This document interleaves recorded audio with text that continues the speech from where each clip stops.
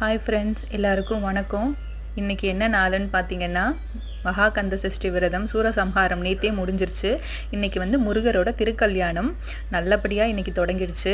இன்றைக்கி யாரெல்லாம் 7 days விரதம் இருக்கீங்களோ அவங்கெல்லாம் இன்றைக்கி தான் விரதத்தை பூர்த்தி செய்கிற நாள்.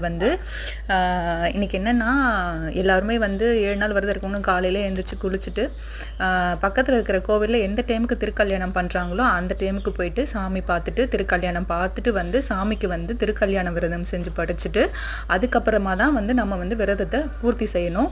ஃபஸ்ட்டு கோயிலில் போய் பார்த்துட்டு சாமிக்கெல்லாம் படையல் போட்டு படைச்சு முடிச்சுட்டு ஃபஸ்ட்டு எப்போவுமே நம்ம மறக்கக்கூடாத விஷயம் என்னென்னு பார்த்தீங்கன்னா, ஃபஸ்ட்டு தண்ணி குடிக்கணும்.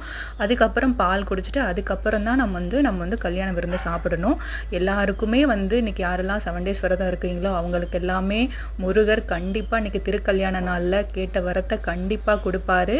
நானுமே ஒரு வேண்டுதல் வச்சு சாமிக்கிட்ட விரதம் இருந்துகிட்ருக்கேன். இன்றைக்கி தான் நிறைவு நாள். எனக்கும் கண்டிப்பாக நல்லபடியாக முருகர் எல்லாத்தையும் நிறைவேற்றி கொடுப்பாரு நம்புகிறேன். 100% முருகரை நம்பினீங்கன்னா கண்டிப்பாக கைவிட மாட்டார். எல்லாரும் நம்புங்க, எல்லாமே நல்லதாகவே நடக்கும். ஓம் சரவணபவ. வெற்றி வேல் முருகனுக்கு அரோகரா.